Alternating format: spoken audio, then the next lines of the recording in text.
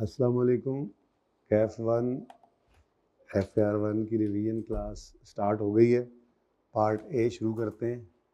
बच्चों के आने तक ज़रा रीसेंट अटैम्प्ट के सवाल से हटकर छोटे मोटे काम जो रहते हैं वो साथ साथ करने हैं ना हमने। बड़ा सवाल और साथ थोड़ा थोड़ा छान बुरा करते रहेंगे इस तरह से, ठीक है। हमने फ्रेमवर्क को छोड़ा था। फ्रेमवर्क के लिए मैंने क्वेश्चन नंबर 2 होमवर्क में दिया था आई कैप का। आपको क्वेश्चन 5 मैंने करवा दिया था। मुझे बताइए क्वेश्चन 1 में कोई मसला तो नहीं आया? सॉरी, क्वेश्चन 2 में किया था। अच्छा जी, रिवीजन प्लान आप लोगों को मिल चुका है। रिवीजन प्लान को ही करना है बस आपने, ठीक है। उसमें मैंने कोशिश की है कोई एंगल बचा ना रहे।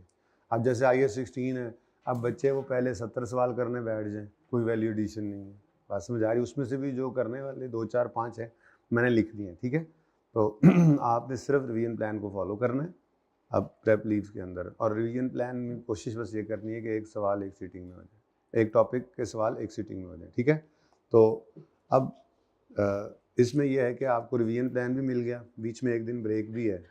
MCQs जितने मैंने रिवीजन प्लान में लिखे हैं बस वही करने हैं। MCQs भी बस वही करने हैं, ठीक है। उसके अलावा करने की ज़रूरत नहीं है। ये इसलिए भी कह रहा हूँ कि आप लोगों के पास जो बीच में एक दिन है उसमें आप ये MCQs कर सकते हैं जो जो आपके रहते हों, ताकि आप लास्ट क्लास में मसले वाला हो तो पूछ भी सकते हैं, ठीक है। बाकी सीधा सीधा मैं भी करवाऊँगा तो सही साथ साथ। क्वेश्चन नंबर 6 को मैंने आप पर छोड़ा था ये क्वेश्चन 6 ज़रा यहीं पे ही कर लें। IEL आसान था बिल्कुल ऐसे ही है। इम्पॉर्टेंट बात यह है कि जब हम रिज़र्व क्रिएट करते हैं, अब वो तस्वीर मैंने कही थी, असर को मैंने दी नहीं, कल मैंने सवाल करवाता। बहरहाल जब हम रिज़र्व क्रिएट करते हैं तो परसेंटेज अगर लगानी है तो वो हमेशा कैपिटल पे लगती है। परसेंटेज किस पे लगती है? कैपिटल पे लगती है। बस ये बहुत इंपॉर्टेंट बात है जो याद रखने वाली है। अच्छा जी, IEL 1 मार्च 22 पे बिज़नेस स्टार्ट कर रहा है और ये हमारा 28 फरवरी 23 पहले साल का एंड है, ठीक है। बिजनेस शुरू किया है 60,000 से, जिससे उसने 2 आइटम्स खरीदे हैं इन्वेंट्री के। अब इधर देखें, ये कॉस्ट है 25 और 35 से 60,000 ही बन रही है। यानी उसने जो बिज़नेस स्टार्ट किया है तो उसने अपना कैपिटल यूज़ करके ये चीज़ें खरीद ली, ठीक है जी। ये 2 आइटम्स हैं, ठीक है। अच्छा, अब इनको उसने बेचा है, ये सेल। तो अब जनरल इन्फ्लेशन रेट 8% है, प्रोडक्ट ए का स्पेसिफिक इन्फ्लेशन रेट 12% है और रिप्लेसमेंट कॉस्ट बी की at the end of year is 45,000। अब ये भी स्पेसिफिक रेट, ज़रा दूसरी तरह से रेट नहीं दिया गया बस, ठीक है। प्रॉफिट और लॉस बनाना है, सिर्फ इक्विटी पोर्शन बैलेंस शीट की बनानी है, ठीक है। Physical capital maintenance, physical capital maintenance मतलब क्या होता है? स्पेसिफिक इन्फ्लेशन एडजस्टमेंट करनी होती है हमने, ठीक है। स्पेसिफिक इन्फ्लेशन की एडजस्टमेंट करेंगे। अब सबसे पहले हम यहाँ पे सेल्स लिख लेते हैं जी, 1000 में कर लें सवाल। तो सेल्स 55 + 70 कितना बना? 125, ठीक है।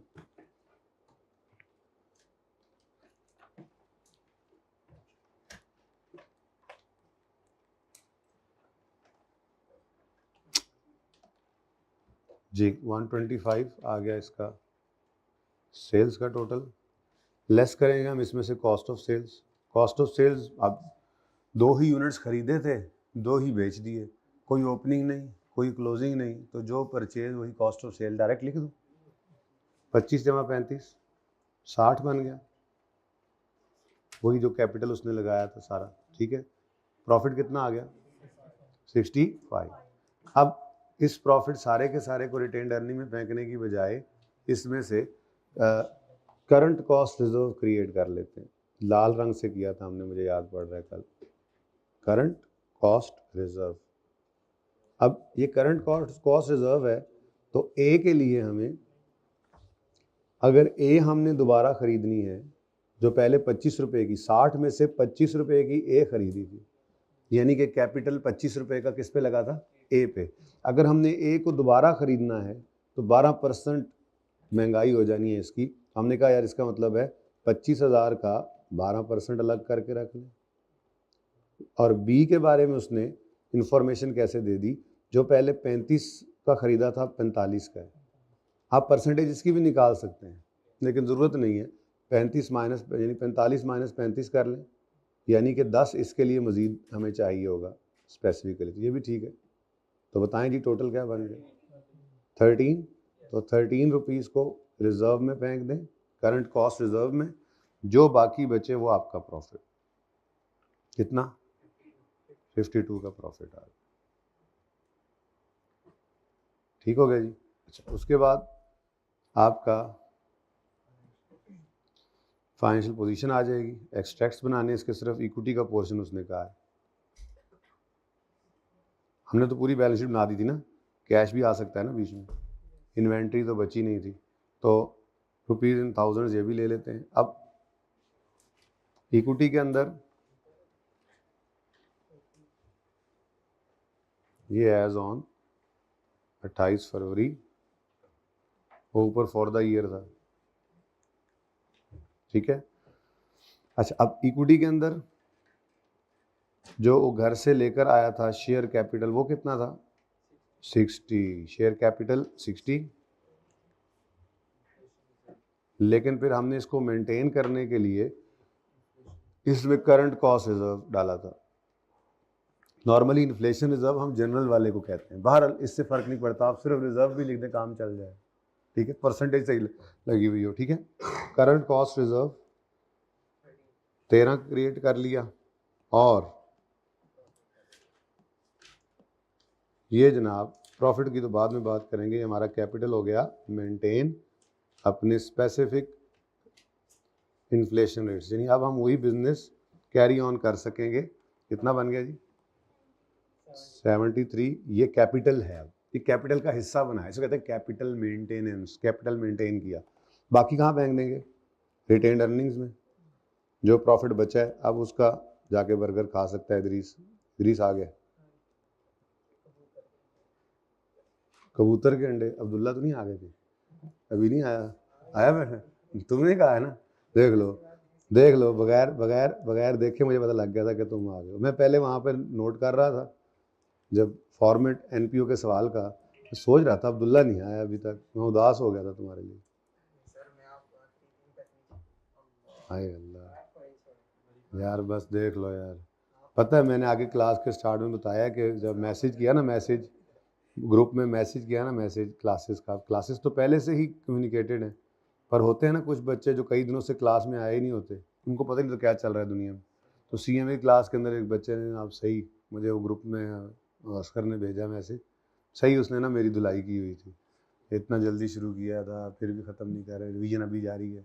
हालांकि ये सिलेबस तो आपको पता है हम ख़त्म कर चुके हुए हैं, तो अब ये तो बस वैसे ही अपनी तसल्ली के लिए और आपकी तसल्ली के लिए मोस्ट इम्पॉर्टेंटली आपको बुलाया ये 2 दिन, कि आपको पता हो ये 2 दिन लगाकर एक तो रिवीजन सारी हो जाए, यानी कि आपकी एक रिवीजन मैंने करानी 2 दिन में, एक तो रिवीजन सारी हो जाए, दूसरा आपको ये पता हो यार हमें सब कुछ आता है, अब कुछ भी नहीं, रीसेंट अटैम्प्ट का सवाल करेंगे।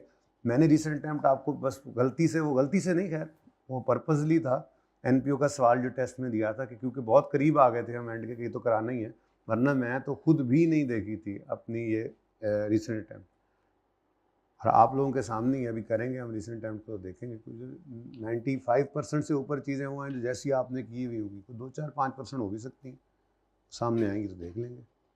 तो आपके कॉन्फिडेंस के लिए आप आए। अच्छा जी, ये सेकंड क्वेश्चन, सहमत क्वेश्चन हो गया था मेरी तरफ से, तो ओके, आपको कोई मसला है तो बताइए।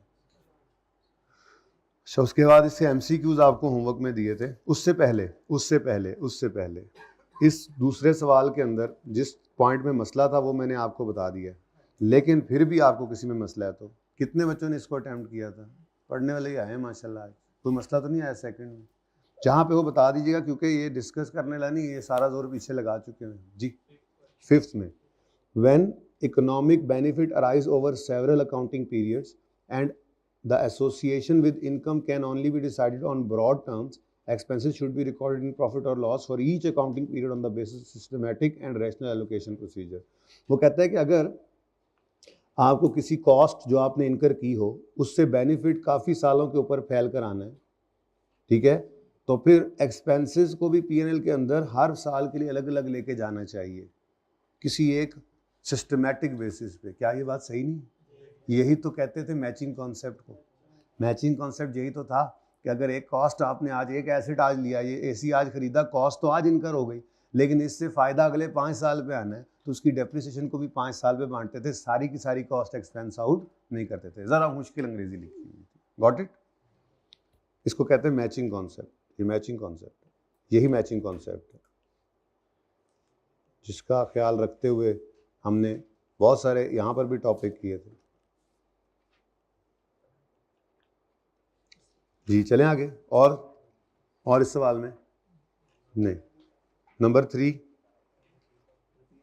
ये रिपीट हो गया, तो फिर इसको यूं करें ना, 1 मिनट, रिवीजन प्लान में तो नहीं डाला मैंने, डाला है तो उससे भी काटना पड़ेगा यार, ऐसे तो गड़बड़ हो जाएगी।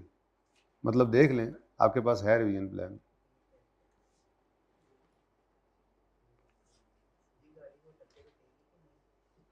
नहीं यार, आज नहीं रुकेगी बिल्कुल भी। हाँ आज ये डेवो हैगी आज, ठहर जाए। सर आसिफ की क्लास के लिए आप लोगों को मैं जब छोड़ूंगा तो उसमें मैं ऐसा काम रखूंगा कि जो बिल्कुल अलग थलग हो, छोटा सा हो, वो आप पढ़ के आ जाइए, तो उससे फ़र्क नहीं पड़ेगा।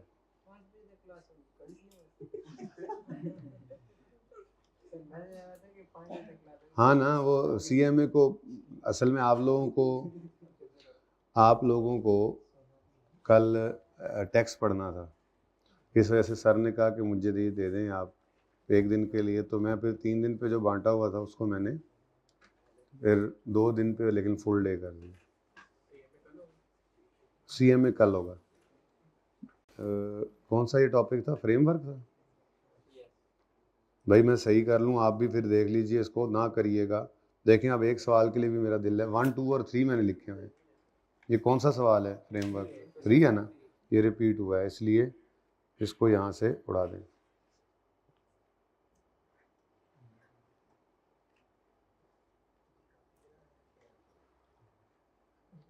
क्योंकि मुझे फ़ौरन ख्याल आया कि मैंने 3 लिख दिया था, पढ़ा नहीं था, मैंने कहा ट्रू फॉल्स से जाने दो, इस वाले को नहीं पढ़ा, इसी वाले को ही नहीं पढ़ा था, वही देख लो वही हो गया। ये सही कर लीजिएगा फ्रेमवर्क में। ये मैं बेसिकली आप किताब में से काट रहा हूँ इसको, ताकि आप अभी इसको काट दें। रिवीजन प्लान किसी ने सही सीधा ना भी किया, ये सवाल उसमें से ना भी उड़ाया, तो किताब में आएगा तो ये इस तरह से कटा होना चाहिए, ताकि ये वाला टाइम ज़ाया ना हो। यहाँ 1 घंटे में, आधे पौने घंटे में, 1 घंटे में आपने टोटल फ्रेमवर्क को रिवाइज़ करना होगा, जब कभी करना होगा, जब भी कर रहे होंगे, तो उस वक्त फिर ये टाइम ना लग जाए, एक सवाल दोबारा हो जाए। हाँ जी, इसके MCQs थे। कितने बच्चों ने अटैम्प्ट किए? तो मसला इनमें होना नहीं चाहिए था। ये MCQ सारे के सारे मैंने पढ़ लिए थे, मुझे नहीं लगा कोई। बहरहाल अगर इसमें से किसी बच्चे को मसला है तो मुझसे पूछ सकते हैं। आज नहीं निकला मसला, परसों पूछ लें, आखिरी क्लास परसों भी रिवीजन वाली, ठीक है? अच्छा जी, बच्चे काफ़ी हद तक पूरे हो चुके हैं, लेकिन मैं चाह रहा हूँ थोड़े और पूरे हो जाएं, इसलिए ज़रा रेशोस पे तो तशरीफ़ लेके आइए। जी बेटा, क्वेश्चन?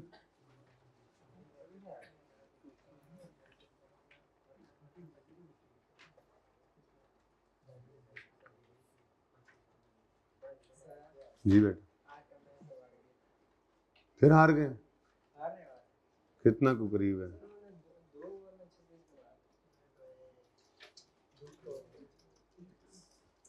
अच्छा जी, ये वाले MCQs आपने ट्राई किए भाई रेशोस के? मैं तो स्कोर देख लूँ। शरारती आदमी, तुमने मुझे छेड़ दिया। अभी बड़ा मैच पड़ा यार, 61 पे 1 आउट है यार, बड़ा मैच पड़ा अभी।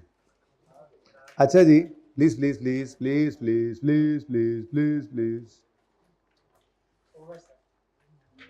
ये मैंने आपको समझाया था नेट करंट एसेट का मतलब क्या है और नेट करंट लायबिलिटी का मतलब क्या है। ये इस वजह से काफ़ी सारे MCQs हो जाते हैं, ठीक है? एनीवेज, यहाँ पर अगर बात करें, सालिक का नेट करंट लायबिलिटीज़ थी, मतलब उसके करंट एसेट्स कम है करंट लायबिलिटीज़ की निस्बत। फिर वो कहता है उसने डिसाइड किया है कि वो पेज नंबर 868 पर आ गए। ऐसी तरह 2 4 5 तो कर लेना इसमें से MCQ, फिर ज़रा सवाल पे चले जाएंगे। बच्चे पूरे करते करते ज़रा, बच्चे भी आ रहे हैं, बच्चों के आमद का सिलसिला जारी है अभी। सवारियां पूरी कह रहा हूँ मैं, अड्डे पे खड़े कर गाड़ी। अच्छा जी, he has decided to pay off accounts payable using surplus cash, मतलब ये कह रहा है कि जी मैं पेएबल डेबिट करके, अकाउंट पेएबल यानी क्रेडिटर्स, अकाउंट पेएबल डेबिट करके कैश क्रेडिट कर रहा हूँ, ठीक है। अब लायबिलिटी क्या हो रही है, करंट लायबिलिटी क्या हो रही है, कम, और कैश भी क्या हो रहा है, कम। अब कहीं कोई डिस्काउंट का जिक्र नहीं है तो इसका मतलब बराबर अमाउंट है, यानी जितना करंट एसेट में से कम होना उतना करंट लायबिलिटी में से, ठीक है। अब सेम अमाउंट है, दोनों तरफ असर है, तो कमज़ोर will take the more effect. अब अगर किसी को नेट करंट लायबिलिटीज़ का नहीं पता था तो उसकी तो पुरानी आदत होगी कि नॉर्मली तो करंट एसेट ज़्यादा ही होते हैं, वो इस तरह की सोच कर गलत असर डाल देगा। हालांकि ऐसा नहीं है, करंट लायबिलिटीज़ ज़्यादा हैं, करंट एसेट्स कम हैं, तो फिर करंट एसेट्स ज़्यादा असर लेंगे, न्यूमरेटर कम हुआ तो रेशो तो डिक्रीज है, सही option, current ratio will decrease, ठीक है। अच्छा जी, उसके बाद बाकी तो मुझे इस सफ़े पे और कोई एमसीक्यू नज़र नहीं आया, बल्कि यूँ करते हैं एंड से शुरू करते हैं आई कैप वालों से। ये बीच में रेशो वाला बीच में घुसा पड़ा यार, इसको भी सॉरी करेक्शन ऑफ एरर वाला, इसको भी कर ही लेते हैं। After preparation of draft it was, पता लगा कि इन्वेंट्री जो है वो लॉस्ट हो गई इन फायर, जो कि सिरे से इग्नोर कर दी गई है। अब एंटिटी फॉलो करती है पीरियोडिक सिस्टम। अच्छा है, ज़रा ये वाला सवाल ऐसे है कि रिसेंट अटेम्प्ट वाला भी आई है, सेट का सवाल जो है उसमें भी ये एडजस्टमेंट है इस तरह की, चलो ज़रा रिवाइज हो जाएगा। एंटिटी यूज़ करती है periodic system, what would be effect of the correction. अब भाई पीरियोडिक सिस्टम हो और इन्वेंट्री लॉस हो जाए तो परचेजेस को या इन्वेंट्री को क्रेडिट करेंगे, पीरियोडिक सिस्टम में किसको क्रेडिट करेंगे, परचेजेस को। पहले गलती से लिख गया हूँ ना, असल में फ़ौरन पकड़ ले, उन्होंने परचेजेस ही लिख रहा था, बाद में जान के कर रहा है ना, बड़े तेज तुम लोग जी। अब मसलन कोई मिसाल ले लेते हैं कि हमारी ये 150 रुपये की गुड्स थी जो जल गई, और कोई जिक्र अज़कार नहीं हो रहा कि इंश्योरेंस या कैश है, कोई इंश्योरेंस क्लेम रिसीवेबल है या कोई कैश है, ऐसी कोई बात नहीं हो रही, तो फिर सारे का सारा क्या हो गया, एबनॉर्मल लॉस हमेशा कहाँ जाता है, पीएनएल में। कितना जी, पूरा 150। अच्छा, अब इसका असर क्या पड़ रहा है ज़रा देखिएगा, बड़ा ज़बरदस्त, ये आपने करेक्शन वगैरह में बहुत दफ़ा किया था, ठीक है। मुझे बताएं कि sales less cost of sales GP होता है, फिर लेस ऑपरेटिंग एक्सपेंसेस और नेट प्रॉफिट होता है, सादा रखें बात को, ठीक है। अब लेट्स से 150 नहीं 1200 सेल्स थी और 800 कॉस्ट ऑफ सेल थी, सब मेरा अज्यूम डेटा आपको समझाने के लिए, वैसे तो आपको पता है, ये डायरेक्ट भी कर सकता था मैं जी। लेस कर लें इसमें से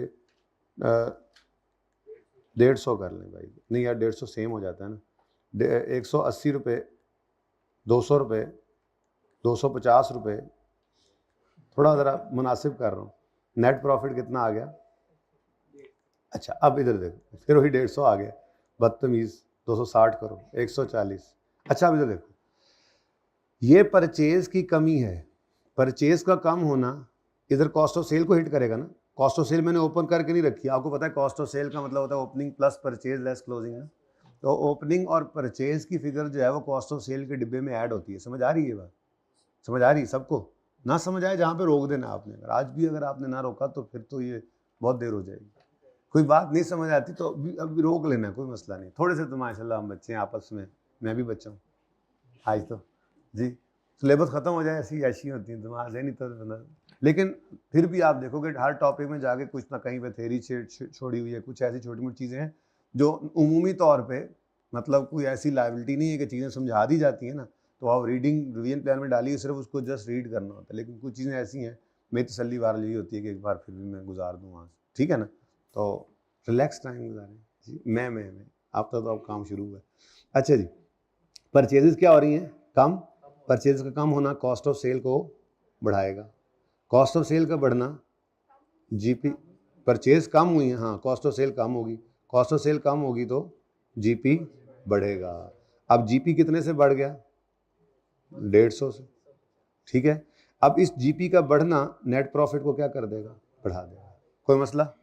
अच्छा, दूसरी तरफ पीएनएल क्या हो रहा है, डेबिट, मतलब लॉस बढ़ रहा है।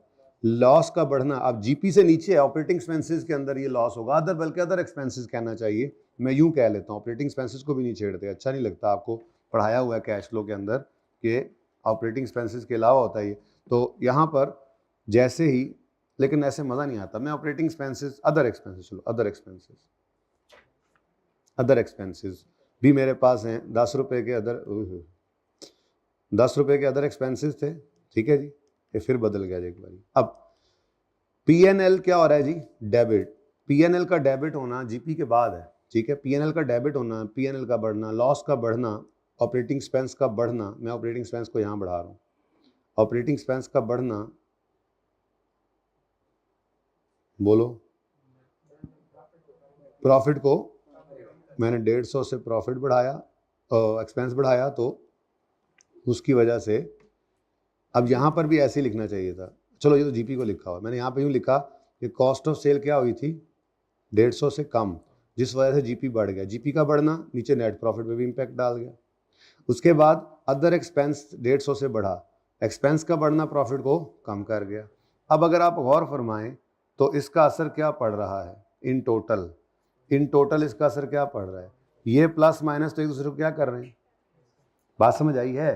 तो जीपी जो है वो तो 150 से बढ़ा, जीपी तो 150 से बढ़ा, अगर आप देखें तो जीपी 150 से बढ़ा है, ये बढ़ के हो गया 550, लेकिन नेट प्रॉफिट पे क्या असर पड़ा है, नेट प्रॉफिट 130 का 100, ये बात समझ आती है। बस फिर ये यहाँ पर ऑप्शन था, मुश्किल एडजस्टमेंट नहीं थी, ये टाइमथी वाला सवाल है, एक और भी था, I think A B enterprise, ये सवाल हमने किए थे, जिनके अंदर मैंने आपको ये बताया था कि जीपी का हर इम्पैक्ट नेट प्रॉफिट पे जाता है, तो जब हम हर ट्रांजैक्शन को अलग देखें तो ये समझ आती है बात, लेकिन हमने इसका एक जुगाड़ रखा हुआ था कि जीपी के सारे इम्पैक्ट जीपी पे डालते थे, नेट प्रॉफिट के सारे नेट प्रॉफिट पे, और एंड पे जीपी वाला इकट्ठा डाल देते थे नेट प्रॉफिट को, जिसकी वजह से ये बात समझ नहीं आती थी। वो जुगाड़ ही इसीलिए था कि हर वो एडजस्टमेंट इस तरह सोचनी पड़ती ना, जो नेट प्रॉफिट पे भी जीपी पे भी, तो फिर मारे जाते, ठीक है। लेकिन ये पता है, ये पहले भी 1-2 बार ये बात हो भी चुकी है क्लास में। एनीवेज, ये एक अच्छा एमसीक्यू था, ये करेक्शन ऑफ एरर का एमसीक्यू जी यहाँ पे आ गया। करेक्शन ऑफ एरर हालांकि आज के प्लान में नहीं है मेरी, लेकिन रिवाइज हो गई, चेक कर लें जी क्या कहता है। जीपी इंक्रीज होगा, ये ए यही है, देख लो ठीक है जी। अच्छा, उसके बाद क्विक एंड करंट रेशो, ये भी अच्छा सवाल है, ये भी अच्छा सवाल है, इस एक को देख लें, ये मुश्किल है तकरीबन सब में, और अगर ये हो जाए तो फिर मसला नहीं होना इंशाल्लाह बाकी किसी में। देखें जरा, देखें देखें देखें देखें,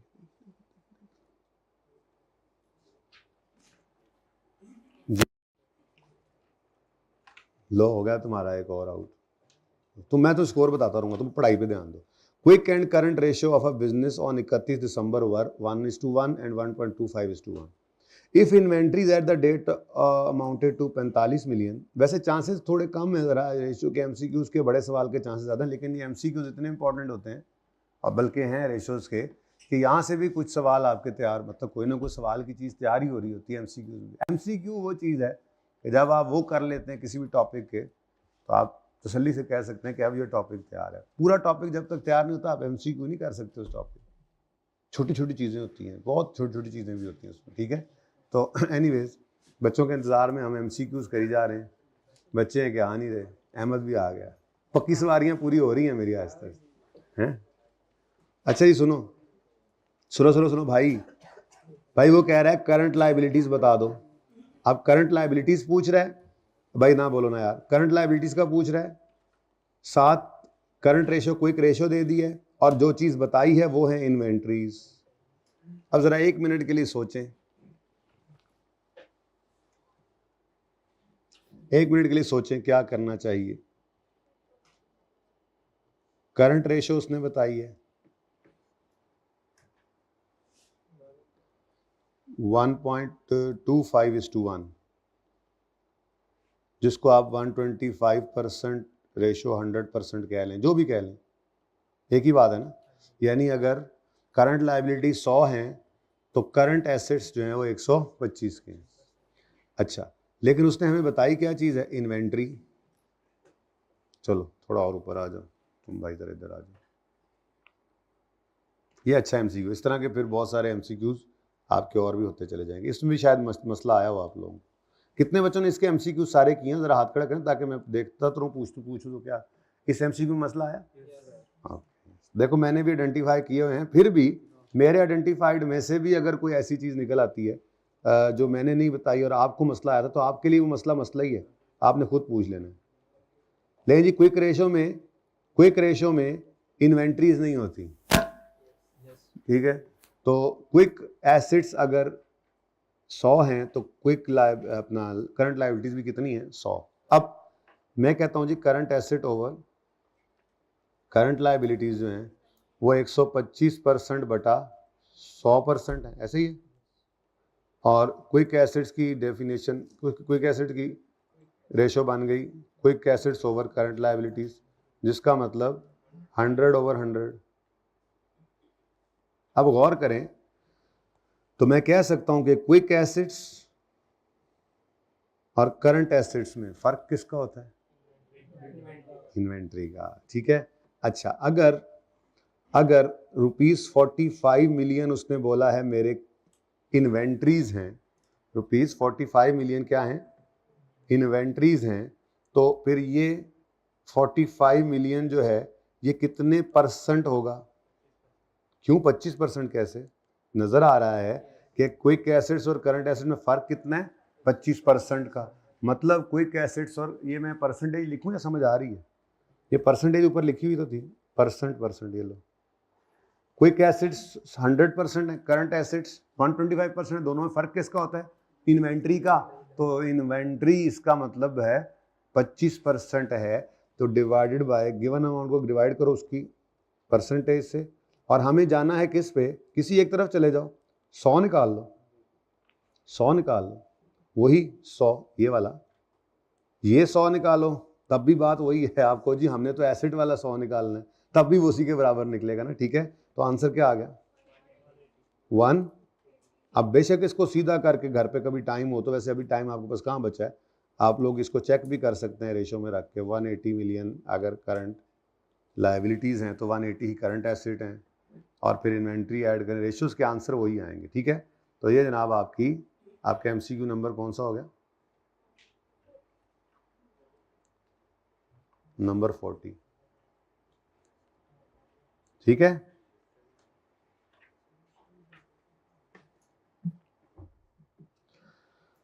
अच्छा जी, ये तो अब मैंने एक कराना था, ये बीच में करेक्शन वाला वैसे ही आ गया, मैंने रेशो का ये कराना था। बाकी अब मुझे बताएं, इस सफ़े के ऊपर जो 4 MCQs 5 MCQs हैं, इनमें किस में मसला है? एक मिनट, फिर a company's cash balance have increased from last year. Which of the following could account for this? कहता है कि कैश पिछले साल की निस्बत क्या हुआ है? बढ़ा है। क्या वजह हो सकती है? पेमेंट डिले करने से कैश बढ़ जाएगा, मतलब डेटर्स ने पेमेंट लेट की तो उल्टा कैश क्या होगा? कम होगा। अच्छा, shortening of credit period by creditors, अगर क्रेडिटर्स ने टाइम कम कर दिया है, जिनको हमने पैसे जल्दी देने थे, तो पैसे ज़्यादा जल्दी देने से कैश कम होना था कि बढ़ना था? तो ये तो दोनों ही गए। अब तीसरा आ गया, acquisition of long term loan at high interest. भाई हाई इंटरेस्ट हो या वेरी वेरी हाई इंटरेस्ट हो, लोन के आने से तो कैश बढ़ना ही है। इंटरेस्ट तो बाद में प्रॉफिट में से देना है, साल बाद देना है, कैश तो बढ़ना है। ये लग रहा है a decrease in final dividend proposed bye directors. वही फाइनल डिविडेंड डिक्रीज हुआ है, अभी तो प्रपोजल है, पेमेंट तो बाद में नहीं, लेकिन उससे भी क्या होना है? पेमेंट ऑफ डिविडेंड से तो जो कैश कम होता है ना कि बढ़ता है। तो मेरे यहाँ पर सिर्फ एक ही वजह बनती है, वो है सी। सिंपल था। हाई इंटरेस्ट रेट हो चाहे वेरी वेरी हाई हो, मैंने पहले इसलिए किल कर दिया तुम्हारे मसले को। उसके अलावा जी 38, 37, 36, 35, सिर्फ 2 से 3 मिनट और हैं, 35 पे आ जाए जी। Which of the following is not a limitation, अभी पढ़ी नहीं है यार, चलो खैर। Use of different accounting policies and estimates, भाई ये तो बिल्कुल है।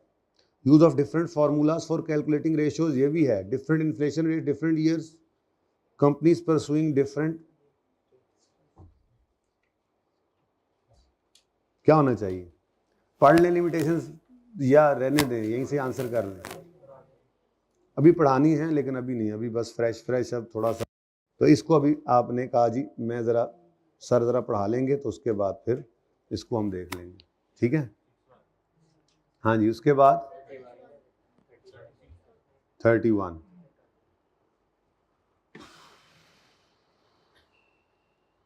34 ओके है? मुझे ओके तो करने देना, मैं ज़रा ओके तो कर दूंगा। 37 36 में कोई मसला नहीं। कौन सा? अहमद ते रहे ना तो ऐसी 3 दिन क्लास पढ़नी। If existing current ratio of a company is more than 1, current ratio अगर 1 से ज़्यादा है, मतलब करंट एसेट्स अगर ज़्यादा हैं, what would be the impact of credit purchase of inventory? या भी ऐसा हो ना, एंट्री लिख लिया करो, क्रेडिट परचेज का की एंट्री क्या होती है? परचेजेस डेबिट या जो भी है, इन्वेंट्री डेबिट और क्रेडिटर। अब वो कह रहा है कि करंट रेशियो वुड इंक्रीज अगर मोर देन 1 है। दोनों सूत्र रख लो। करंट रेशियो होती है करंट एसेट ओवर करंट। आप कहते हो जी हमने तो इन्वेंट्री लिखा था और फिर दूसरी तरफ क्रेडिटर्स हैं, आप कह रहे हैं नहीं परचेजेज है। भाई इन दोनों से फर्क नहीं पड़ता, क्योंकि अगर existing current ratio more than 1 है तो फिर आपके एसेट्स कमज़ोर नहीं है, लाइबिलिटीज़ कमज़ोर है। तो अगर आप इन्वेंट्री ले भी लो न्यूमरेटर में तब भी उससे कोई फ़र्क नहीं पड़ता, क्योंकि असर फिर भी आपने डिनोमिनेटर पे ही सोचना है।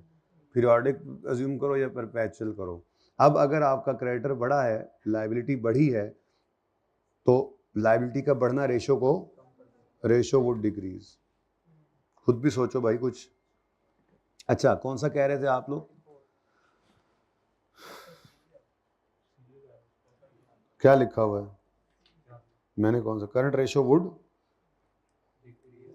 Would decrease but would remain higher than 1। हाँ ठीक है, वो तो तब जाकर डबल काम होना है जब डबल इम्पैक्ट हो जाए। मैंने पूरा पढ़ा नहीं, आगे डिक्रीज ही होगी, ठीक है। कहता है अभी 1 से ज़्यादा ही रहनी है ना, जब दोनों में असर हो, वो तो तब जाके कहीं उलट बनता है जब दोनों के अंदर चेंज जो है वो डबल से भी ज़्यादा हो जाए, ठीक है।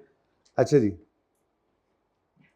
कौन सा वाला करना है जी? 34 का बताएं। 34 का हैं किया है? दोबारा देखा था जिंदगी में एक बार टिक लगाने के बाद, यानी कल देखा तुमने दोबारा? Okay. Which two of the following factors could cause companies GP on sale to be above expected level? Expectation से ज्यादा जीपी कब आ सकता है भाई? जब सेल प्राइस बढ़ जाए या कॉस्ट कम हो जाए।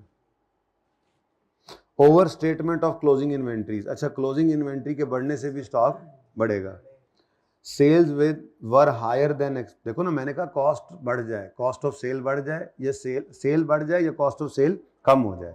अब क्लोजिंग स्टॉक चूंकि इस कॉस्ट ऑफ सेल के डब्बे में माइनस होने वाली चीज़ है, अगर ओवरस्टेट किया हुआ है इसको तो ये माइनस वाली फिगर बढ़ेगी, तो कॉस्ट ऑफ सेल क्या होगी? तो ये भी एक वजह है। और उसके बाद सेल का बढ़ना भी है। Disposal proceed non current asset की सेल्स में डाल दी? नहीं, एक मिनट। डिस्पोजल प्रोसीड्स को गलती से नॉन करंट एसेट में डाल दिया उन्होंने, ये गलती की है उन्होंने। भाई इस गलती से तो उल्टा जीपी कम हो जाना है। जीपी मार्जिन कम क्यों हो जाना है? आपने गलती से सेल के अंदर एक ऐसी फिगर डाल दी जो सेल थी नहीं। नीचे तो कुछ कॉस्ट ऑफ सेल में होना नहीं है, तो जीपी जो है वो अपनी जगह पर कायम रहता, लेकिन ये तो उल्टा क्या हो जाएगा, वो तो बड़ी गड़बड़ हो जाएगी। Inclusion of GP over cell, देखो ना जीपी भी बढ़ जाना है, जीपी भी बढ़नी है और सेल भी बढ़नी है, दोनों ही बढ़ेंगे ना, ठीक है। जीपी बढ़ेगा क्यों? क्योंकि सेल बढ़ गई है। अब वही जीपी के ऊपर भी इम्पैक्ट है, वही सेल के ऊपर भी इम्पैक्ट है, ठीक है। ए डिक्रीज इन कैरेज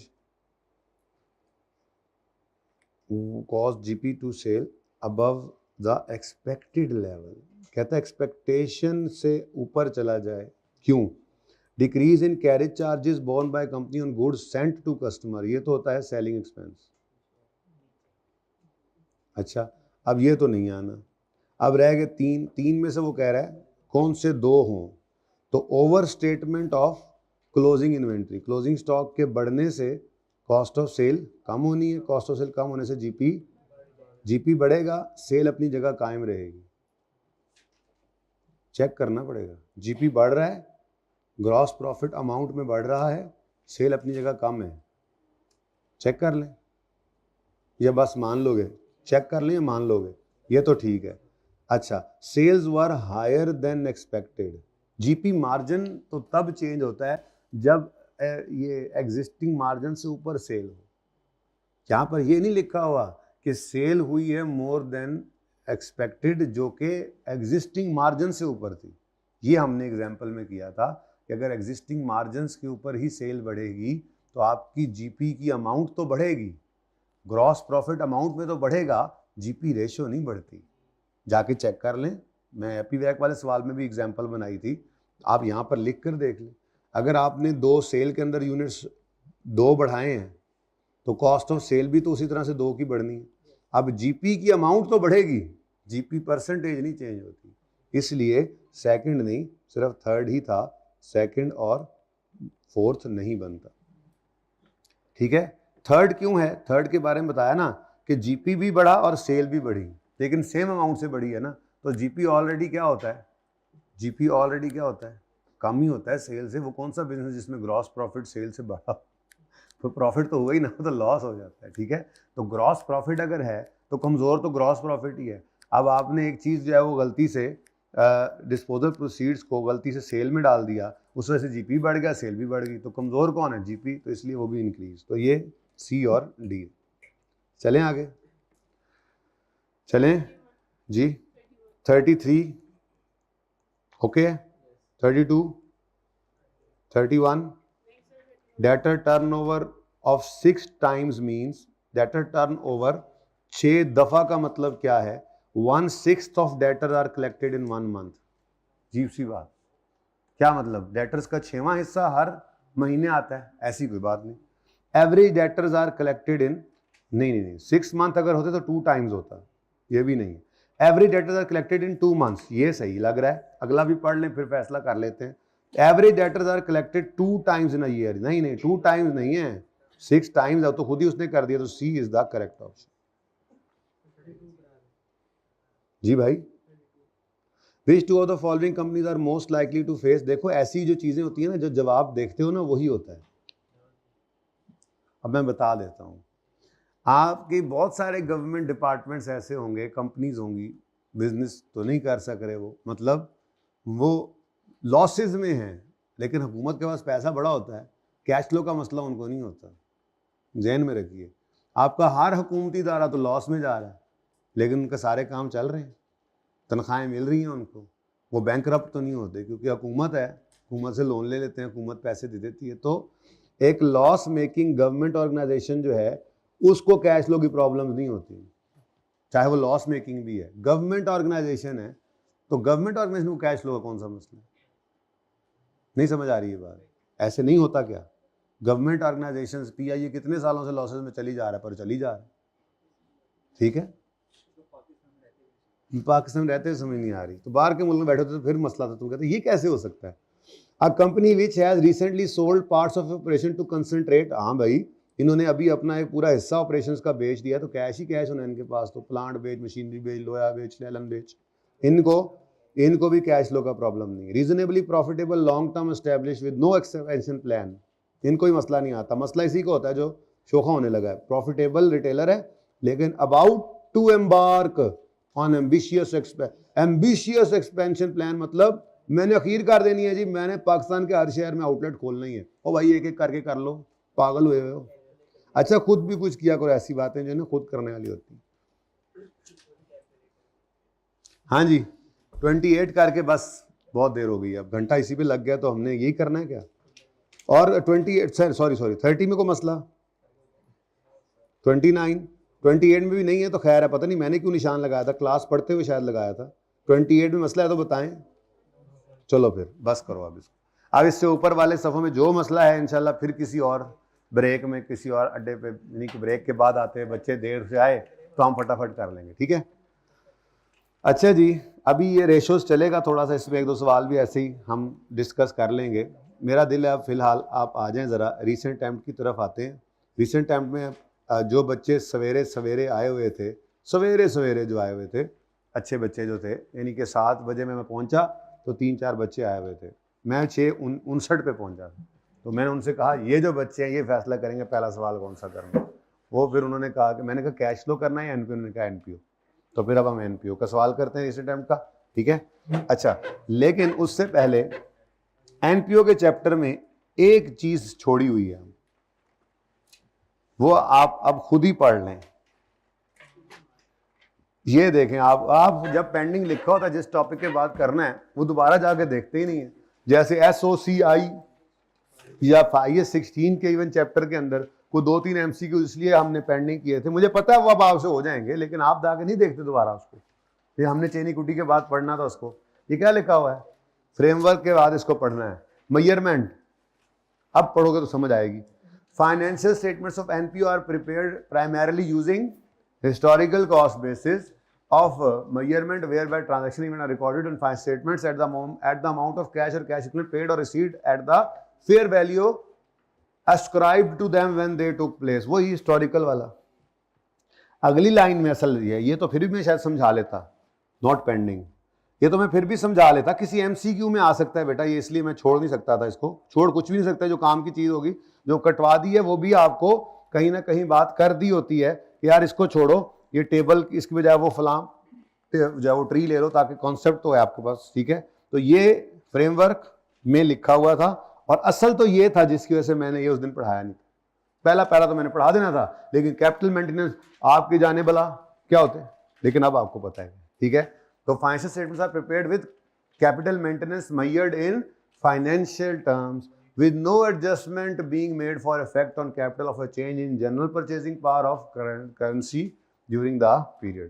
तो ज्यादातर वैसे भी ऑर्गेनाइजेशन ऐसे ही करती है, मैंने आपको बताया था। ये कैपिटल मेंटेनेंस तो आपने जिंदगी में पहली बार पढ़ा और शायद आखिरी बार पढ़ा, फिर कभी पढ़ाना पड़ा तो पढ़ेंगे, नहीं जाते कैपिटल मेंटेनेंस किसी और कॉन्सेप्ट की तरफ। ऑर्गेनाइजेशन मनी टर्म्स में रखती हैं और रिटेन्ड अर्निंग्स से खुद को बैक करती हैं। मैंने आपको कहा था फ्रेमवर्क पढ़िएगा, वो कमेंट्री वगैरह वो थ्योरी किसने पढ़ी थी, ये बातें उसमें लिखी हुई मिली होंगी आपको। ये कंपनी इस तरह से खुद को कवर करती है। आप जिन्होंने नहीं पढ़ा वो बस हमारी बातों पे एतमाद करके चल रहे हैं, उसमें तो और बहुत कुछ लिखा होगा, पर्चे में शायद आ जाए फिर।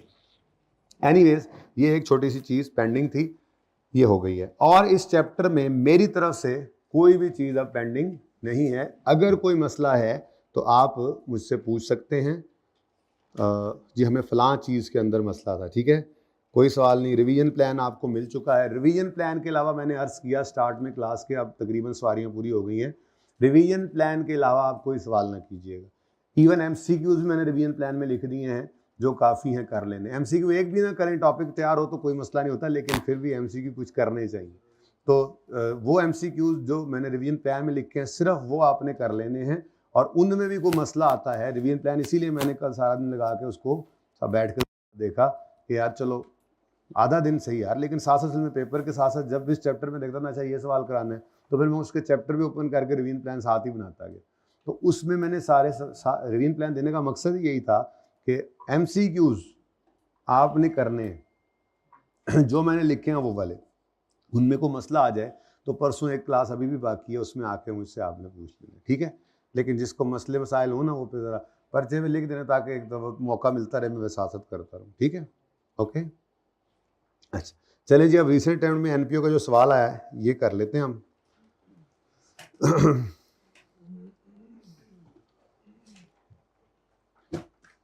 ये आप परसों करेंगे आखिरी सवाल जो है। उसके अलावा इसके अलावा इंशाल्लाह उम्मीद बड़ी है हम ये सवाल कर लेंगे। उसके बाद मैं ईपीएस वाला सवाल कराता हूँ, फिर ब्रेक दूंगा आपको ये दोनों सवाल करके। एमसीक्यू तो साथ ही हो जाते हैं। रेशो का कोई सवाल है, उसका कैश फ्लो का कोई सवाल है नहीं। मैं भी जोहर के बाद वाले ट्रेंच में रखूँ उसको कैश फ्लो को, अब ठीक है, या पहले कर लेते तो, लेकिन उसका कोई सवाल इस रिसेंट टाइम में नहीं है। तो ये 5th भी हो जाएगा हमारा, ये सेट का सवाल है। ये IS 20 वाला परसों पे जाएगा। रेशो वाला सवाल हो जाना है। ये बेसिकली यही कैश फ्लो का सवाल है इस टाइम में, बस यही कैश फ्लो का सवाल है। 6 नंबर का सिर्फ डिस्कशन है, जो आपको पता है आप खुद बताएंगे पढ़ के, और ये भी अपना का परसों ही जाएगा, ठीक है। तो आज के प्लान में मेरा क्वेश्चन 2 है वैसे ही मजाक कर रहा हूँ, मतलब ये कोई सवाल है 2, फिर 3 है, उसके बाद ये वेटिंग पे जाएगा, फिर 5 हो जाना है इंशाल्लाह। 6 में भी और काफ़ी हो जाएंगे, एमसीक्यू जो हो जाएंगे वो वही टिक करेंगे। 7th और 8th क्वेश्चन हमने कर लेना है इंशाल्लाह। जैसे कि अभी आप देखेंगे सबसे टफ सवाल आई थिंक यही है, तो सवेरे सवेरे यही कर लेंगे, ठीक है। एनपीओ का सवाल बाकी देख ही लोगे फिर। यही तो बताने के लिए आपको बुलाया बेटा कि आपको सब कुछ आता है, परेशान नहीं होना है। आपने सिर्फ अपनी हिम्मत हौसले को काबू में रखना है और आखिरी महीने में पढ़ना है, ठीक है। हाँ यही कह रहा हूँ। आपका पेपर 7 को है 6 को है?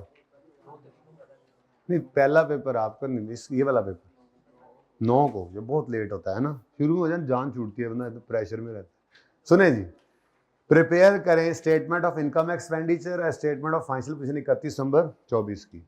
कोई उसने ट्रेडिंग एक्टिविटी है भी तो अलग से नहीं कहा कि उसका रिकॉर्ड बताओ, तो इसलिए हम वर्किंग में कर देंगे। उसने स्टेटमेंट चेंज नेट एसेट्स नहीं मांगी, मैंने वर्किंग के अंदर उसको कर लेना है अगर कोई हुई तो, ठीक है। अब 2 तरतीबें होती हैं, एक ट्रायल से चलें, दूसरा एडजस्टमेंट से। हम कैसे चलते हैं पता है? हम कैसे चलते हैं? हम पहले एडजस्टमेंट्स करते हैं, ठीक है। फॉर्मेट बनाया, एडजस्टमेंट देखी, ट्रायल में जो एडजस्टमेंट जिस पॉइंट को हिट कर रही है वो ले लेते हैं हम। उसके बाद जब सारी एडजस्टमेंट हो जाती है, फिर ट्रायल में जो बचा कुचा माल होता है मुफ्त के नंबर, पर्चे के एंड पे आपने सवाल शुरू किया। आज सिर्फ ये 1-2 दिन सिर्फ इसलिए है, बस पर्चे की थोड़ी सी गाइडेंस है। सिलेबस तो सारा पूरा है, कोई नई चीज़ तो हम पढ़ेंगे नहीं, ऐसी है बस, ठीक है। खैर, तो पेपर के अंदर आप सबसे एंड पे ये सवाल कर रहे थे, लेट्स से, ठीक है। आपके सामने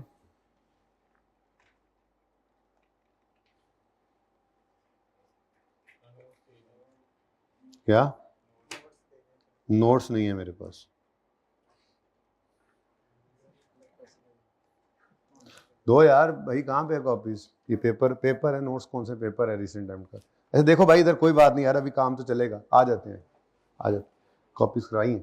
अच्छा सुने सुने सुने, एंड पे आपके सामने ये सवाल आया, आपके पास लेट्स से 15 मिनट बचे हुए थे, आपने 5-7 मिनट में सवाल को पढ़ते भी लग जाते, इतना लंबा सवाल है, फॉर्मेट थोड़ा बनाया, 5-7 मिनट पढ़ा। अब आपने देखा यार ये काबू से बाहर बात है, तो कोई नहीं, आप ट्रायल को उठा के सीधी सीधी चीज़ें जो एडजस्टमेंट्स में हिट नहीं हुई थी वो तो लिखे ना, आधे नंबर फिर भी मिल सकते हैं, नहीं तो 40-50%। लेकिन एंड पे अल्लाह ना करे इतना बचा हुआ हो कभी। लेकिन वैसे बता रहा हूँ कि सीधा ट्रायल वाले सवाल के अंदर ऐसे सीधे मार्क्स भी होते ही हैं जो फटाफट भी मिल जाते हैं। एनीवेज, ये सवाल है जी हमारा।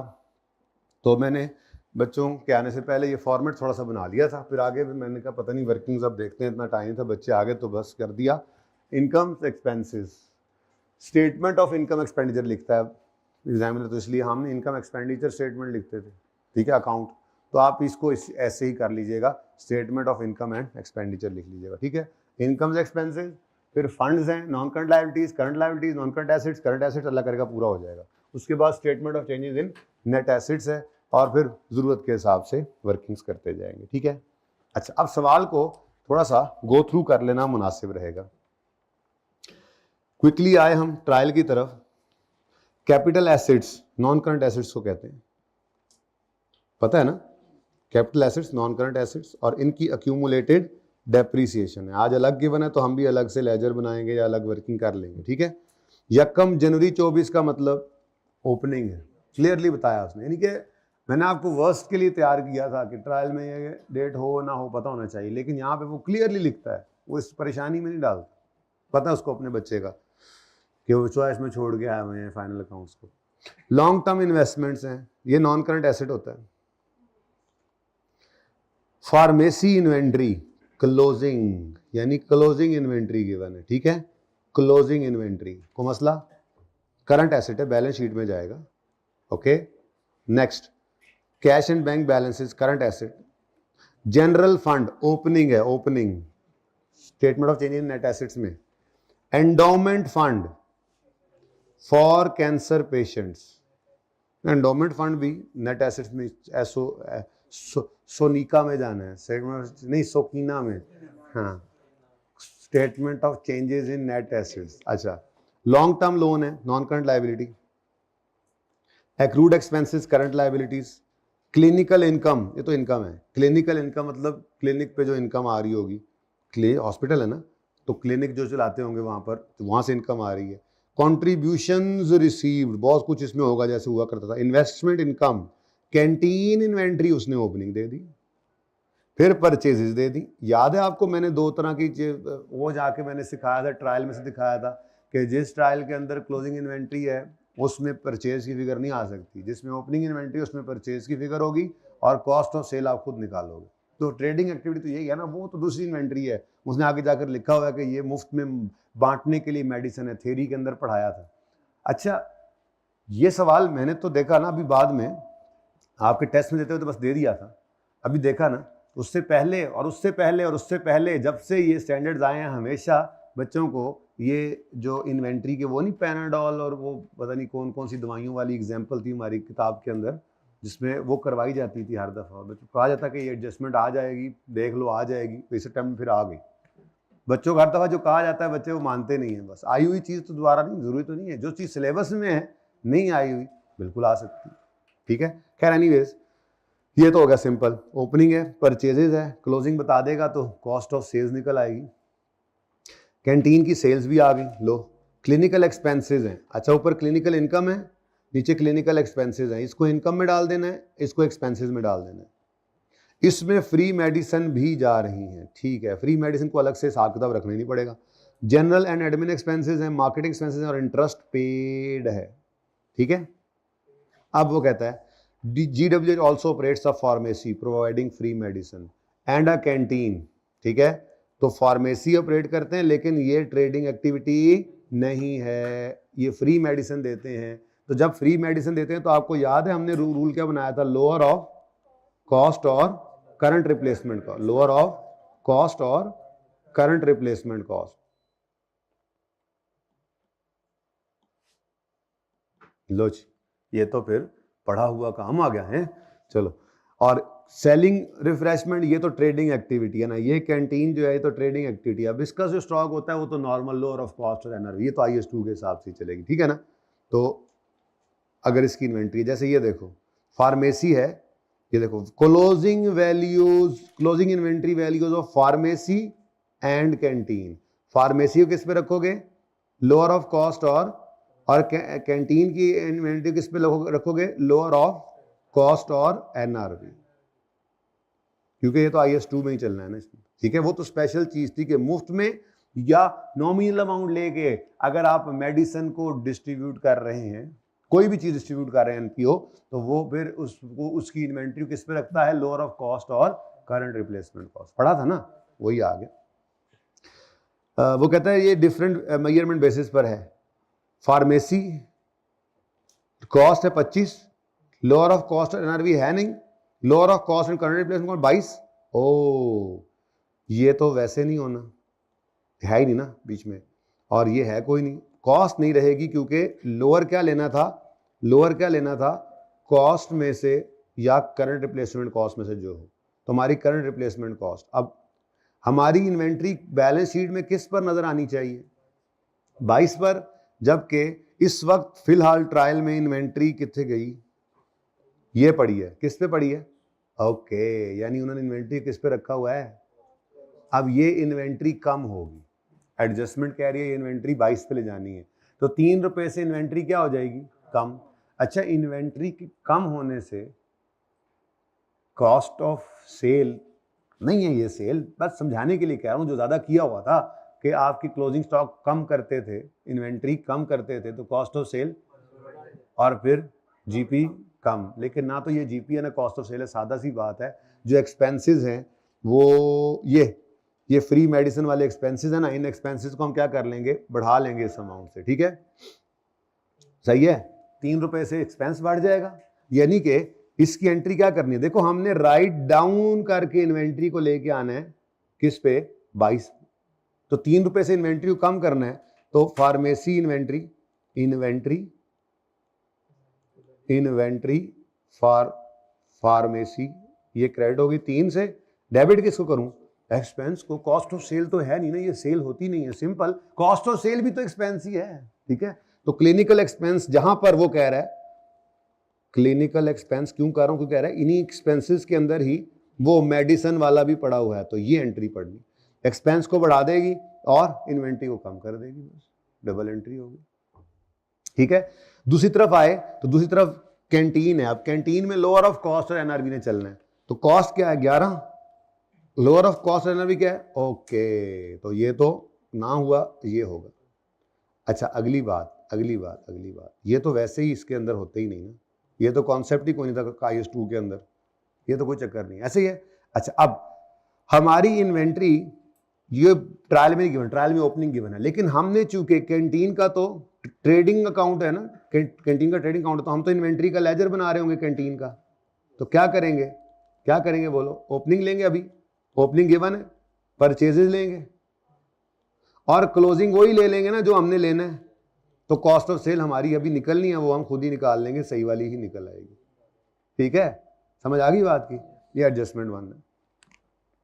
उसके बाद स्ट्रेट फॉरवर्ड चीजें हैं। एडजस्टमेंट में कहता है 24 में GW's board of trustees pass resolution के 30% और ऑफ ईच ईयर सरप्लस जो है वो एलोकेट करना to a designated special fund called health care fund. अब ये चूंकि एक्सटर्नली रिस्ट्रिक्टेड है ना, और जागो सवेरे सवेरे सो गए हो, इंटरनली रिस्ट्रिक्टेड है, इसलिए लायबिलिटी नहीं फंड्स में रहेगा। तो एक जनरल फंड देख के आया ऊपर, ठीक है, एक स्पेसिफिक फंड ये इस साल क्रिएट हो रहा है, इसलिए ओपनिंग नजर नहीं आ रहा था आपको। ओपनिंग नजर आ रहे हैं दो, एक एंडोमेंट फंड, दूसरा जनरल फंड, तीसरा ये भी आ गया, क्योंकि ड्यूरिंग इन 24 में हम खड़े हैं, 24 में, इन 24 वो कह रहा है कि ये पास किया रेजोल्यूशन, ओपनिंग कोई नहीं था इस साल, जितना सरप्लस आएगा उसका। अच्छा अब आप कहोगे सर सरप्लस गलत आया, 30% गलत, तो नहीं, सरप्लस में कोई गलती थी जिससे सरप्लस की अमाउंट गलत आई, तो उसका नंबर कट चुका है। अब आपने उस गलत अमाउंट सरप्लस की के ऊपर 30% लगा के जनरल फंड से निकाल के इस स्पेसिफिक फंड में डाला, इसके पूरे नंबर मिलेंगे आपको, ये ज़हन में रखें, बार बार मैं शुरू दिन से कहता आ रहा हूं। ओके पॉज होना है बस, ठीक है।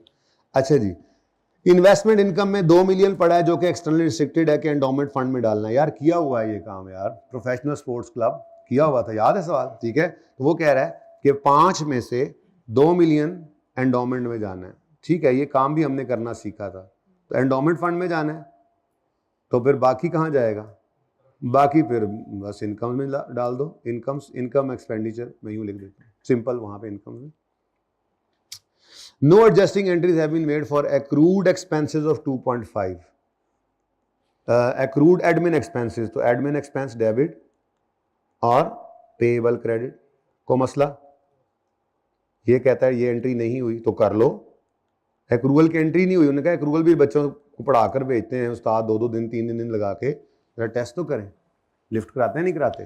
फिर एंड प्रीपेमेंट की एंट्री क्या होती है, प्रीपेड एसिड बनता है ना, तो प्रीपेमेंट ले ला यार, ले ला तेरी मेहरबानी, ले ला यार। Prepaid expense debit, prepayment debit, और कौन सा एक्सपेंस है, मार्केटिंग एक्सपेंस क्रेडिट। अब ये दोनों चीजें ट्रायल में पड़ी हैं,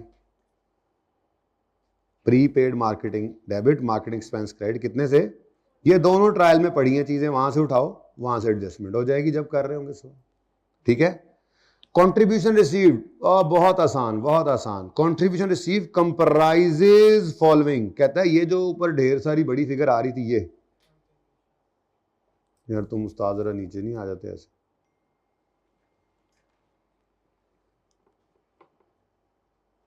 ठीक है। ये जी कह रहा है कंट्रीब्यूशन के अंदर, ये जो कंट्रीब्यूशन रिसीव हुआ है इसके अंदर क्या क्या पड़ा है, ओहो 5 मिलियन जो है एंडोमेंट फंड में, चलो जी इनकम भी आई थी और यहां से कंट्रीब्यूशन भी आ गया एंडोमेंट का, कोई मसला नहीं, एंडोमेंट में से निकलना कुछ होता नहीं है, फेंक ही जाते हैं चीजें। वो जो इनकम कमाई है इन्वेस्टमेंट इनकम, ये इन्वेस्टमेंट इनकम इसी से ही आई होगी, वो इन्वेस्टमेंट पड़ी है वो एंडोमेंट फंड के अगेंस्ट पड़ी होंगी, एंडोमेंट फंड आया हमने इन्वेस्टमेंट की हुई होगी, ऐसे ही चलता है। एंडोमेंट फंड में कुछ निकलता नहीं है, सिर्फ फेंका जाता है, नया कंट्रीब्यूशन आ जाता है, इन्वेस्टमेंट इनकम आ जाती है, कोई अपने पैसे निकाल कर भी, हमने तो प्रोफेशनल स्पोर्ट्स में अपने पैसे भी निकाल के एंडोमेंट में डाले थे, याद आ रहा है कुछ, ये सब याद है आपको भाई, कुछ नहीं होता, सब आता है। 10 मिलियन जो है वो डोनेट हुआ है with the stipulation restriction that it must be use for free distribution of medicine. ये कहीं अलग करने की जरूरत नहीं है, ये इनका काम है। उसने क्या बोला था, वो कहता है कि गूची वेलफेयर हॉस्पिटल ऑपरेट्स अ फार्मेसी जिसमें वो प्रोवाइड कर रहे हैं फ्री मेडिसिन, तो ये तो उनका काम है, तो इस काम के लिए ये पैसे आए हैं, इसको अलग करने की जरूरत नहीं है। लेट इट बी देयर, लेकिन 13 मिलियन जो है वो कॉर्पोरेट डोनर ने दिया है टू पे नर्सेज सैलरीज।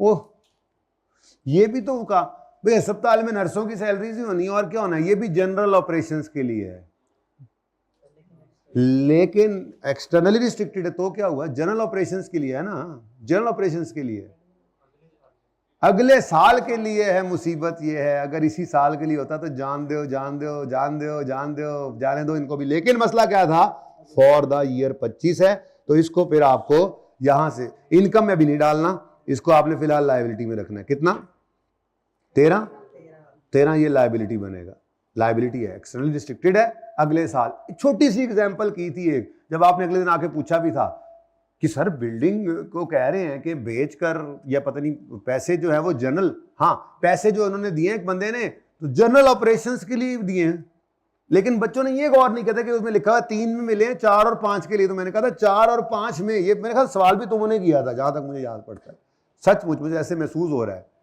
लग रहा है, ठीक है। बड़ा इंपॉर्टेंट सवाल था वहां पे कि अगर 3 में पैसे आए और 4 और 5 के खर्चों के लिए हैं तो 3 में वो लायबिलिटी है।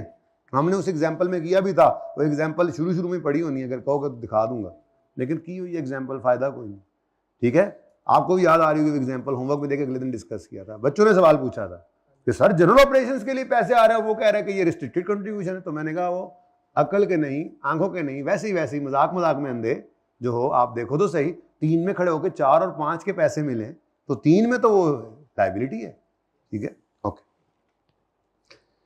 और आखिर में अदर कंट्रीब्यूशन जो है वो किसी काम के लिए और नहीं थे बस। तो इसका मतलब 5 निकलना है और 13 निकलना है, सुकून मॉल। इतना लंबा पॉइंट निकला कुछ नहीं। उसके बाद ये थोड़ा सा कैलकुलेशन के हिसाब से मुश्किल पॉइंट था कि टोटल 150 मिलियन के कैपिटल एसेट्स हैं। वो कहता है उन यकम मई 22। अब कुछ माशाल्लाह से नजर रखने वाले बच्चे क्या करते हैं, 22 नहीं देख रहे, 22 और 24 में फर्क नहीं देख रहे।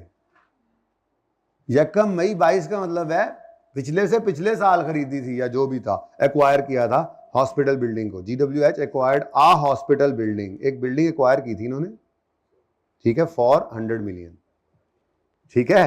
तो खैर ये फाइनेंस की गई थी through loan. Cost of building में लैंड है 30 मिलियन। अब असल मसला पता है क्या है, असल मसला ये है कि इस 150 के अंदर 100 मिलियन ये बिल्डिंग है तो 50 मिलियन फिर अदर्स हैं, ऐसा ही है बोलो। जबकि इस 30 में भी बिल्डिंग भी होगी और ये नहीं था पता, तो थोड़ी सी कैलकुलेशन करनी पड़नी। लेकिन कोई इतनी बड़ी रॉकेट साइंस नहीं, डेट ऑफ परचेज उसने दी हुई है। अब अगले सफे पे जाके उसने बोला, अब ये छोटी मोटी चीजें हैं भाई, 18 नंबर में से कोई छोटी चीज मिस भी हो जाए, इसमें मैक्सिमम चीजें आप 12-13 नंबर तो मेरे जैसे के भी आ जाने। आप तो अच्छे बच्चे, आप 14-15 नंबर तक ले सकते हैं इसमें से, एक दो बातें रह जाती हैं यार, और नहीं रहेंगी जिसकी उसके पूरे नंबर होंगे तो उसको फूल लगते हैं। बात तो इतनी सी है कि बिल्डिंग को 6% से डेप्रिशिएट किया जाता है स्ट्रेट लाइन, जबकि बाकी एसेट्स को 10% रिड्यूसिंग बैलेंस। इसका मतलब 33 में कितनी बिल्डिंग्स का ये था और other capital assets depreciate 10% reducing, मतलब जो 33 है ना, 33 था ना, 33 हाँ 30 में बिल्डिंग वाला अलग करना पड़ेगा। बिल्डिंग वाला अलग करना इसलिए जरूरी है कि उसको माइनस करने के बाद अदर कैपिटल एसेट्स का आए, अदर्स का आएगा, अदर कैपिटल एसेट्स का आएगा। ये करंट एसेट्स नहीं है यार, अदर कैपिटल एसेट्स का आएगा तो फिर ही आप उसको नेट कर सकेंगे 50 में से और बुक वैल्यू पर रेट लगा सकते हैं ना। रिड्यूसिंग बैलेंस जो है, बात समझ आइए, ओके। अब ये एक छोटी सी कैलकुलेशन थी। अब 100 में वो कह रहा है बिल्डिंग के 100 में 30 क्या है लैंड, तो 70 क्या है। यकम मई 22 से शुरू कर दो, यकम अक्टूबर 22 से 31 दिसंबर 2023 तक कर लो। ये ओपनिंग है ना, ओपनिंग यानी यकम यानी 24 तक, तो जो फिगर आ जाए उसको माइनस कर लेना। ये कैलकुलेशन सिंपल आई 16 की कैलकुलेशन पर थी, थोड़ी सी कैलकुलेशन। उसके बाद हाँ ये एक पॉइंट है, the loan principal is to be repaid in 5 equal annual instalments of 20 million each along with interest at 12% on 30th April. अब 2022 की बात कर रहा है कि हमने ये काम किया था और 2022 के अंदर ये यहां पे यकम मई को 100 मिलियन का लोन लिया था, क्योंकि कह रहा है कि 100 मिलियन की बिल्डिंग ली है जो कि बैंक के लोन से फाइनेंस की थी, लोन लेकर, ठीक है। अब इसकी किस्तें जो हैं वो हर साल 30 अप्रैल को एक 20 माइनस होना है, फिर ऐसे ही 30 अप्रैल को एक और 20 माइनस होना है। अब हमारा ये 2024 चल रहा है, ठीक है, तो 100 में से एक 20 निकल चुका था, ठीक है, और इस साल के एंड तक 2 20 निकल चुके हैं। तो इसका मतलब जो यहां पर फिगर आ रही है, कितनी आ रही है लॉन्ग टर्म लोन की, देख लो, नजर भी आ गया, 2 किस्तें 20-20 की निकल चुकी हैं। यहां पर लोन कितना आउटस्टैंडिंग है, अगर 2 20 निकल चुके हैं तो लोन कितना आउटस्टैंडिंग है। पर मसला क्या है, इस पूरे साल में क्या 60 आउटस्टैंडिंग था? नहीं, पहले 4 महीने में 80 था और फिर अगले 8 महीने में 60 था। अब हम एक्सपेंस निकाल लेंगे और देख लेंगे एक्सपेंस कितने और पेमेंट कितनी हुई है। बड़ा आसान है, देखो देखो ये एक्रूअल है, और ये वो टीपू शीपू वाले जो सवाल थे, कौन से 3-4 IAS 23 के अंदर, उन्होंने हेल्प करनी। कोई भी चीज निकम्मी नहीं जमाने में, ठीक है, कोई भी चीज है ना वो आपके सिलेबस में ऐसी नहीं थी, इतना टाइम ही नहीं होता बेटा, एक भी छुट्टी नहीं की हमने, हर रोज पढ़ते थे। तो क्या कोई ऐसा काम हम कर रहे होंगे पढ़ते हुए कि जो जरूरी ना हो? परफेक्शन की तरफ लेकर जाना होता है हमने चीज़ों को, बाकी खाना पूरी तो हो ही जाती है, कोई मसला नहीं होता। छोटी छोटी चीज़ भी आपको नजर आएगा, काम आने वाली चीज़ थी। आज बुलाया सिर्फ इसलिए, आज और परसों, ये बताने के लिए। एक तो सब कुछ आता है, कॉन्फिडेंट रहो। ये सबसे मुश्किल सवाल है इस अटेम्प्ट का। मैंने अभी IAS 16 वाला पढ़ा नहीं, मैंने परसों पढ़ाना, कल आज या कल में देखूंगा किसी वक्त, लेकिन आई बेट मैंने उस वक्त पढ़ा था, ये बहुत आसान लगा था मुझे। ये सबसे मुश्किल सवाल है, NPO का सबसे मुश्किल सवाल था पर्चे के अंदर। इसने जो मुमकिन हो सकता था इसमें डाला था, बिस्मिल्लाह करा, ठीक है, तो फिर भी मुश्किल नहीं है। अच्छा भैया देखो, 12% हमने कहा जी 80 इंटू 12% इंटू कितना बनता है 30 अप्रैल तक, 4 महीने, बोलो, प्लस फिर बच गया 60 इंटू 12% इंटू 8/12, टोटल कितना बनता है एक्सपेंस। अब इंटरेस्ट एक्सपेंस बनता है 8, और सवाल में वो कह रहा है जी पे किया हुआ है सिर्फ हमने 3.2, इसका मतलब कितना, और 3.2, हाँ 4.8 का मजीद एक्सपेंस बुक करना है, उसकी पेमेंट नहीं हुई। तो एक्रूअल की adjustment, interest expense, debit, interest payable, credit, ठीक है। अरे यार आपकी फेयर एडजस्टमेंट पड़ी हुई है, 1 अक्टूबर पे medical equipment with fair value of 40 आ गया है। मैंने स्पेसिफिकली कहा था, एक सवाल में आपने कहा था सर वो तो इस तरह किया हुआ, मैंने कहा था नहीं, गलत है गलत है गलत है। हमने क्या करना है, इसको फेयर वैल्यू पे रिकॉर्ड करना है, यानी इसकी एंट्री होगी इक्विपमेंट डेबिट कितने पे, 40 पे, और फिर डेफर्ड लायबिलिटी, ठीक है, लायबिलिटी क्रेडिट कर लेनी थी हमने, ये 40, इधर एसेट को डेबिट करना था और साथ ही लायबिलिटी को इनकम बनाना था। ये मैंने कहा था आपको, सवाल का नाम नहीं याद रहा इसका सोल्यूशन में, नहीं चौंकतार में शायद ये था या नहीं था, एक एस्टैक वाले सवाल नाम का सवाल था जिसमें गलत था ये सोल्यूशन, पीछे हमने क्लास में, या कोई था सही एक सवाल जिसमें बकायदा मैंने करवाया, 14वां भाई कह रहे हैं, चलें मैंने करवाया सवाल, आप लोगों ने अगले दिन कहा सोल्यूशन में ये गलत है, मैंने कहा वो गलत वाला खराब है, वो काट दो उसको, यही ट्रीटमेंट है, गलती से हो गया हो, वही चीज आई हुई है कि डोनेशन, तो उसने मुमकिन हर मुमकिन चीज डाली हुई है। अगला पॉइंट तो हमने कर लिया, अब आधा घंटा लगना चाहिए इस सवाल को, करें शुरू, बोलो आधे घंटे में हो जाएगा क्या लगता है? पार्ट 2 अभी नहीं, अभी क्या हुआ, अभी 1 घंटा, चलो कर लेते हैं, ठीक है, सही कह रहे हैं, अच्छा है, जरा ये अगर किसी को अलग चाहिए हो तो अलग से देख सके, ठीक है। तो डिस्कशन बहरहाल हो गई है, लेकिन कितनी देर हो गई है यार हमें, है ये जी, यहां पर ले आओ, ठीक है, पार्ट 1 को यहां क्लोज करो।